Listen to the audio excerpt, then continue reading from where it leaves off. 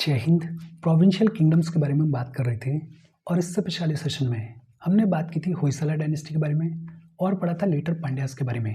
आज के सेशन से हम बात करेंगे विजयनगर किंगडम के बारे में और विजयनगर किंगडम के अंदर हम पढ़ेंगे संगम डायनेस्टी के बारे में। देखो शुरू करते हैं। सबसे पहली चीज़ तो ये, जब बात होती है विजयनगर किंगडम के बारे में तो विजयनगर किंगडम के अंदर 4 डायनेस्टीज़ देखने को मिलती थी। कौन कौन सी 4 डायनेस्टीज़ देखने को मिलती थी? एक देखने को मिलती थी संगम डायनेस्टी, दूसरा देखने को मिलती थी सलूवा डायनेस्टी, तीसरा देखने को मिलती थी तुलुवा डायनेस्टी और चौथा देखने को मिलती थी अराविदु डायनेस्टी। ये 4 डायनेस्टीज देखने को मिलती थी विजयनगर किंगडम के अंदर। कौन कौन सी? एक देखने को मिलती थी संगम डायनेस्टी, दूसरी देखने को मिलती थी सलूवा डायनेस्टी, तीसरी देखने को मिलती थी तुलुवा डायनेस्टी और चौथी देखने को मिलती थी अराविदु डायनेस्टी। जब बात होती है विजयनगर किंगडम के बारे में तो ये जो विजयनगर किंगडम है इसकी लोकेशन कहाँ पे हुआ करती थी उसको थोड़ा सा समझना ज़रूरी है। लगभग यहाँ पे विजयनगर किंगडम देखने को मिलता था। जब विजयनगर किंगडम को स्टैब्लिश किया जा रहा था तो दिल्ली में बैठा हुआ था मोहम्मद बिन तुगलक, और ये जो मोहम्मद बिन तुगलक है ये लगभग दौलताबाद तक रीजन्स को कंट्रोल किया करता था। विजयनगर किंगडम के जस्ट ऊपर यहाँ पे बहामनी सल्तनट्स देखने को मिलते थे और विजयनगर किंगडम के जस्ट नीचे मदुरई के सुल्तान्स देखने को मिलते थे। इसका एक मतलब ये भी है कि ये जो विजयनगर किंगडम है इसका कांस्टेंट कॉन्फ्लिक्ट देखने को मिलेगा बहामनी सल्तनट्स के साथ में और मदुरई के सुल्तान्स के साथ में। अच्छा, ये जो विजयनगर किंगडम है इसके बारे में हमें जानकारी कहाँ से मिलती है? एक तो बहुत सारे इंडिजिनस लिटरेचर के सोर्सेज हैं और दूसरा कई सारे फॉरेन ट्रेवलर्स के अकाउंट्स हैं। अगर बात करें इंडिजिनस लिटरेचर के बारे में तो इस पीरियड के दौरान एक लंबा चौड़ा इंडिजिनस लिटरेचर लिखा गया। फॉर एग्जाम्पल कृष्णदेव राय ने अमुक्ता मल्यादा को लिखा। अमुक्ता मल्यादा को किसने लिखा? कृष्णदेव राय ने लिखा। गंगा देवी ने मधुर विजयम को लिखा। मधुर विजयम को किसने लिखा? गंगा देवी ने लिखा। और अलसनी पेडना ने मनु चरित्रम को लिखा। मनु चरित्रम को किसने लिखा? अलसनी पेडना ने लिखा। ये जो इंडिजिनस लिटरेचर है ये जानकारी देता है विजयनगर किंगडम के बारे में। और इसके अलावा बहुत सारे फॉरेन ट्रेवलर्स जो हैं वो विजयनगर किंगडम को विजिट करेंगे और उनके जो ट्रेवल अकाउंट्स हैं वो जानकारी देते हैं विजयनगर किंगडम के बारे में। फॉरेन ट्रेवलर्स की अगर बात करें तो एक इब्न बतूता हैं, एक निकोल डी कोंटी हैं, एक अब्दुल रजाक हैं, एक डोमिंगो पीज हैं। ये ऐसे फॉरेन ट्रेवलर्स हैं जिन्होंने टाइम पे विजयनगर किंगडम को विजिट किया और इनके ट्रेवल अकाउंट्स में जानकारी मिलती है विजयनगर किंगडम के बारे में। इसके अलावा बहुत सारे कॉपर प्लेट इंस्क्रिप्शंस भी देखने को मिलते हैं। ये जो कॉपर प्लेट इंस्क्रिप्शंस हैं ये भी जानकारी देते हैं विजयनगर किंगडम के बारे में। फॉर एग्जाम्पल एक बड़ी फेमस श्रीरंगम कॉपर प्लेट्स हैं। ये जो श्रीरंगम की कॉपर प्लेट्स हैं इनको किसने तैयार करवाया? इनको देवराय सेकंड ने तैयार करवाया। देवराय सेकंड के बारे में आगे चलते हम पढ़ेंगे, बातचीत करेंगे। ये जो श्रीरंगम कॉपर प्लेट्स हैं जिनको देवराय सेकंड ने तैयार करवाया ये बात करती हैं about the genealogy and achievements of Vijayanagar rule. Vijayanagar rule में किस तरीके से राजा लोग आए, उनके क्या अचीवमेंट्स रहे, उस सब के बारे में बात करती हैं ये श्रीरंगम की कॉपर प्लेट्स। फिर इसके अलावा हम्पी के रूइंस हैं, अदर मॉन्यूमेंट्स हैं। ये जो हम्पी के रूइंस हैं, ये जो अदर मॉन्यूमेंट्स हैं ये बताते हैं कि विजयनगर के जो रूलर्स हैं उन्होंने किस तरीके से कल्चर के लिए कंट्रीब्यूट किया। ये जो एम्पायर हुआ करता था, ये जो विजयनगर किंगडम हुआ करता था, इसकी एक खास बात ये भी थी कि इसके अंदर अलग अलग कल्चरल रीजन्स देखने को मिलते थे। जैसे तमिल रीजन देखने को मिलता था, तेलुगु रीजन देखने को मिलता था, कर्नाटका वाला रीजन देखने को मिलता था और इन सभी रीजन्स में अलग अलग लैंग्वेजेस बोली जाती थी। इन सभी रीजन्स के अपने अलग अलग कल्चर्स हुआ करते थे। उसके बावजूद ये जो विजयनगर किंगडम है ये एक पावरफुल किंगडम बन के उभरेगा, एक पावरफुल किंगडम बन के स्टैब्लिश होगा। ये जो विजयनगर किंगडम है इनके साउथ में जो मेन राइवल्स हुआ करते थे वो होते थे मदुरई के सुल्तान्स। ये जो मदुरई के सुल्तान्स हुआ करते थे इनके साथ में लगभग 4 डेकेड्स तक ये जो विजयनगर किंगडम है इसकी राइवलरी देखने को मिलेगी, कांस्टेंट स्ट्रगल देखने को मिलेगी। लगभग 1377 सी में ये जो मदुरई के सुल्तान्स हैं ये खत्म हो जाएंगे, ये वाइप आउट हो जाएंगे और फिर पूरा का पूरा जो सदर्न हिस्सा है वो किसके कंट्रोल में आ जाएगा, वो विजयनगर किंगडम के कंट्रोल में आ जाएगा। और नॉर्थ में इनके मेन राइवल्स हुआ करते थे बहामनी सल्तनत, और ये जो बहामनी सल्तनत है इसके साथ में भी इनका कांस्टेंट कॉन्फ्लिक्ट, इनकी कांस्टेंट स्ट्रगल देखने को मिलेगी। इजी और सिंपल सा इंट्रोडक्शन है। विजयनगर किंगडम की कहानी क्या है उसको बेसिक तौर पे यहाँ पर रिप्रेजेंट किया गया है। देखो इंपॉर्टेंट है, 4 डायनेस्टीज देखने को मिलती थी। इंपॉर्टेंट है ये इंडिजिनियस लिटरेचर के सोर्सेस। इंपॉर्टेंट है कि कौन कौन से फॉरेन ट्रेवलर्स ने ये जो विजयनगर किंगडम है इसको विजिट किया। तो ये जो छोटी छोटी चीज़ें हैं इनको दिमाग में रखना। हम आगे बढ़ें उससे पहले वीडियो पे लाइक के बटन को दबा दो। लाइक दबाना ज़रूरी है बिकॉज यूट्यूब ऐसे ही फंक्शन करता है। जब आप वीडियो पे लाइक के बटन को दबाते हो तो यूट्यूब वीडियो को कंसिडर करता है और थोड़ा सा पुश कर देता है। तो लाइक का बटन दबा दो, शेयर कर दो अपने सोशल मीडिया हैंडल्स पर, व्हाट्सएप वगैरह पे अपने फ्रेंड्स को, जो भी लोग इसमें इंटरेस्टेड है, इससे रिलेटेड पढ़ाई कर रहे हैं उनको शेयर कर दो। अगर चैनल को सब्सक्राइब नहीं किया है तो फॉर श्योर चैनल को सब्सक्राइब कर लो।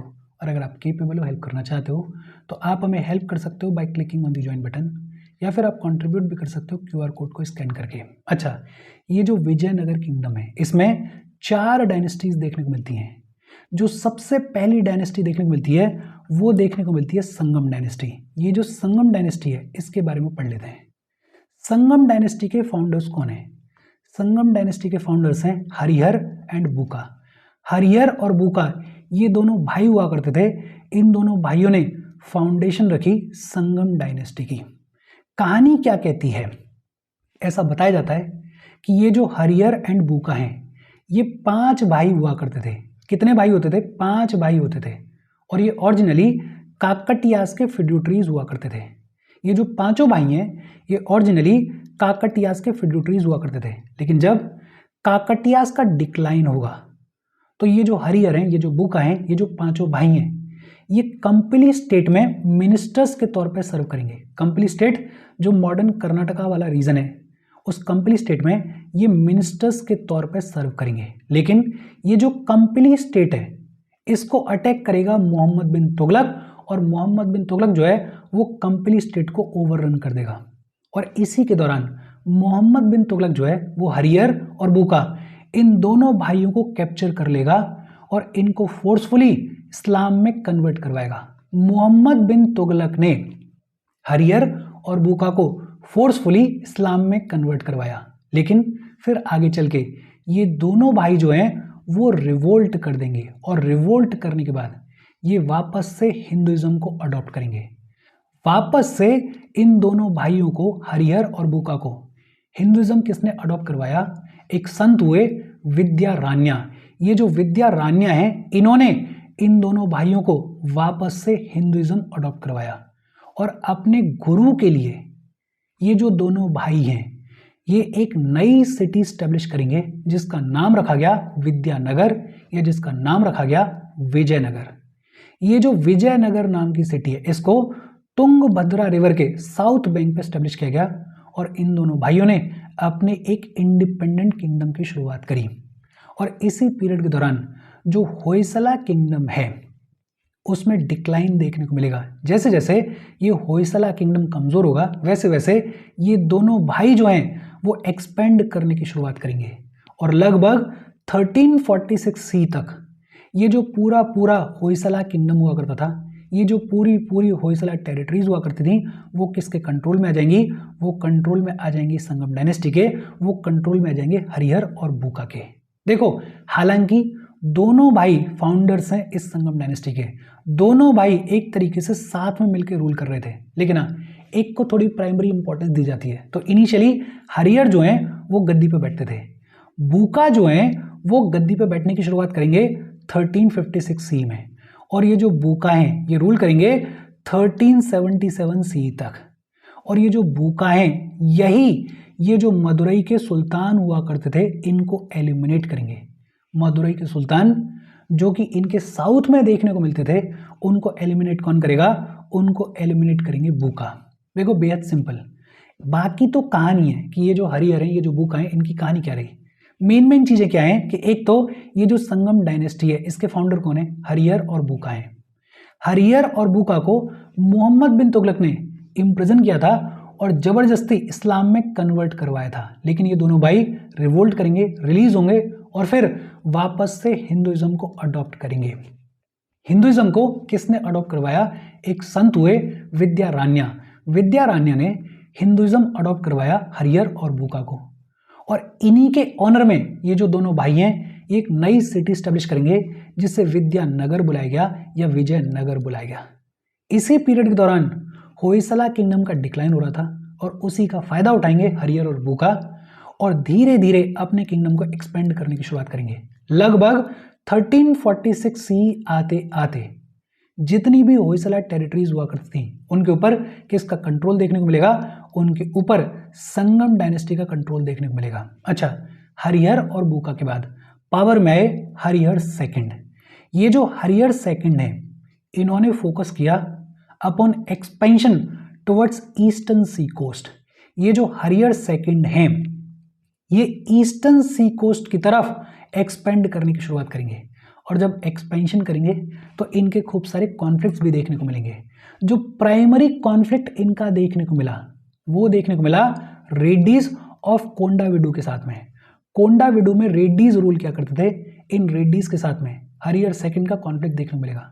और रेड्डीज के साथ में कॉन्फ्लिक्ट क्यों था? आंध्रा के ऊपर कंट्रोल के लिए, नेल्लोर से लेके कलिंग के बीच में जो रीजन हुआ करता था उसके ऊपर कंट्रोल स्टैब्लिश करने के लिए ये कॉन्फ्लिक्ट में रहेंगे रेड्डीज के साथ में, और रेड्डीज को ये हराएंगे भी, और ये जो लंबा चौड़ा रीजन है इसके ऊपर अपना कंट्रोल स्टैब्लिश करेंगे। इनफैक्ट बेलगांव वाला रीजन और गोवा वाला रीजन, और ये वेस्ट में है, किंगडम के वेस्ट में जो बेलगांव और गोवा वाला रीजन हुआ करता था, इसको भी इन्होंने कैप्चर किया। किससे कैप्चर किया? बहामनी सल्तनत से कैप्चर किया। ये जो हरिहर सेकंड है इनके रेन के दौरान कई सारे कॉन्फ्लिक्ट्स देखने को मिलते हैं, लेकिन यूपीएससी के पॉइंट ऑफ व्यू से वो जो कॉन्फ्लिक्ट्स हैं वो इंपॉर्टेंट नहीं है। मोटे मोटे तौर पे याद रखो कि ये जो हरिहर सेकंड है इन्होंने ईस्टर्न सी कोस्ट की तरफ प्राइमरीली एक्सपेंड किया। ये जो हरिहर सेकंड है इनके बाद पावर में आए देवराय वन, और ये जो देवराय वन है ये बड़े ही केपेबल रूलर हुआ करते थे। ये जो देवराय वन है ये जाने जाते हैं अपने मिलिट्री एक्सपर्ट्स के लिए, ये जाने जाते हैं अपने इरिगेशन वर्क्स के लिए। ये जो देवराय वन है इन्होंने तुंगभद्रा पे डैम बनवाया था, जो कि अपने आप में इंपॉर्टेंट है। तुंगभद्रा पे डैम किसने बनवाया था? देवराय वन ने बनवाया था। शहर में पानी की कमी थी, उस पानी की कमी को फुलफिल करने के लिए तुंगभद्रा के ऊपर डैम किसने बनवाया था? देवराय वन ने बनवाया था। और देवराय वन ने हरिद्र रिवर जो कि आज की डेट में तेलंगाना में देखने को मिलती है, उसके ऊपर भी देवराय वन ने डैम बनवाया था। और ये जो हरिद्र रिवर के ऊपर डैम बनवाया था ये इरिगेशन के कामकाज के लिए बनवाया था। तो ये दो इंपॉर्टेंट चीजें हैं, देवराय वन ने तुंगभद्रा के ऊपर और हरिद्र रिवर के ऊपर डैम बनवाया था। ये जो देवराय वन है इनकी भी कांस्टेंट स्ट्रगल्स देखने को मिलेंगी। जब कोई भी किंगडम पावरफुल होता है, जब कोई भी डायनेस्टी पावरफुल होती है तो उसकी स्ट्रगल्स देखने को मिलती हैं। जैसे ये जो देवराय वन है इनकी स्ट्रगल देखने को मिलेगी वेलामास ऑफ तेलंगाना के साथ में, बहामनी सल्तनत के साथ में, रेड्डीज के साथ में, और बहुत सारे जो नेबरिंग राजा हुआ करते थे उनके साथ में देवराय वन का कांस्टेंट स्ट्रगल देखने को मिलेगा, कांस्टेंट कॉन्फ्लिक्ट देखने को मिलेगा। ये जो देवराय वन है इनको पहले एक बहामनी रूलर हुए फिरोज शाह। ये जो फिरोज शाह हैं ये देवराय वन को हरा देंगे। देवराय वन को खूब सारा पैसा फिरोज शाह को देना पड़ेगा। इनफैक्ट अपनी एक बेटी की शादी देवराय वन को सुल्तान के साथ में करनी पड़ी, इतनी बुरी हार थी। लेकिन आगे चल के ये जो देवराय वन है ये अलायंस बनाएंगे वारंगल के रूलर के साथ में, और जब ये वारंगल के रूलर के साथ में अलायंस बनाएंगे तो जो बैलेंस ऑफ पावर है वो देवराय वन के फेवर में शिफ्ट हो जाएगा। और ऐसे में 1420 सी में फिरोज शाह जो है वो पंगल वाले रीजन को इन्वेड करेगा। पंगल वाला रीजन जो कि विजयनगर किंगडम के कंट्रोल में हुआ करता था, उस पंगल वाले रीजन को फिरोज शाह जो है वो एक बार फिर से 1420 सी में इन्वेड करेगा। और इस बार देवराय वन जो है वो फिरोज शाह की आर्मी को क्रश कर देंगे, खत्म कर देंगे बुरी तरीके से। इनफैक्ट फिरोज शाह का जो किंगडम हुआ करता था उसकी जो सदर्न टेरिटरीज हुआ करती थी वो देवराय को मिली इस विक्ट्री के बाद में। ये जो देवराय वन है ये प्राइमरीली जाने जाते हैं आर्मी को मॉडर्नाइज करने के लिए। इन्होंने जो विजयनगर किंगडम है उसकी आर्मी को मॉडर्नाइज किया, कैवलरी को इंप्रूव किया, जो टर्किश आर्चर्स हुआ करते थे उनको इन्होंने एम्प्लॉय किया, और ये अरेबिया और पर्शिया से हॉर्सेस मंगवाया करते थे। ये जो देवराय वन है इन्होंने सिग्निफिकेंटली आर्मी को मॉडर्नाइज किया। ये जो देवराय वन है इनका सेक्युलर एटीट्यूड हुआ करता था, और इनका सेक्युलर एटीट्यूड कहाँ से दिखाई देता है?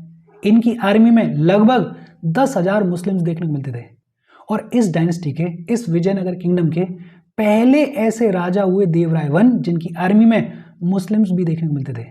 और ये जो मुस्लिम सोल्जर्स हुआ करते थे इनको रिस्पेक्ट करते थे देवराय वन। रिस्पेक्ट कहाँ से दिखती है? इन्होंने अपने मुस्लिम सोल्जर्स के लिए मॉस्क बनवाई थी, एक स्लॉटर हाउस बनवाया था। तो ये जो देवराय वन है ये टॉलरेंट रूलर हुआ करते थे, ये सेकुलर रूलर हुआ करते थे। एक इटालियन ट्रेवलर हुए निकोल कॉन्टी। निकोल कॉन्टी इनके कोर्ट को विजिट करेंगे, और एक रशियन मर्चेंट हुए निकितन और निकोल कॉन्टी, इन दोनों ने देवराय वन के कोर्ट को विजिट किया। ये जो निकितन है इन्होंने वॉयस टू इंडिया को लिखा है। वॉयस टू इंडिया को किसने लिखा है? निकितन ने लिखा है। तो ये भी इंपॉर्टेंट है, पूछ लिया जाता है कि कौन कौन से फॉरेन ट्रेवलर्स आए। निकोल कॉन्टी और रशियन मर्चेंट निकितन ने ये जो देवराय वन है इनके कोर्ट को विजिट किया था। ये जो देवराय वन है ये बड़े तगड़े सपोर्टर थे कन्नड़ लिटरेचर के और आर्किटेक्चर के। एक जैन पोएट हुए मधुर। ये जो मधुर हैं ये देवराय वन के कोर्ट में देखने को मिलते थे। ये जो मधुर हैं इन्होंने एक बड़ा ही फेमस टेक्स्ट लिखा जिसका नाम है धर्मनाथ पुराण। धर्मनाथ पुराण को किसने लिखा है? मधुर ने लिखा है। ये जो धर्मनाथ पुराण है ये बात करता है अबाउट द 15th जैन तीर्थंकर, और इसको कन्नड़ में लिखा गया है। एक बड़ी फेमस टेम्पल है हजारे राम टेम्पल। ये जो हजारे राम टेम्पल है इनको भी देवराय वन के रेन के दौरान बनवाया गया था।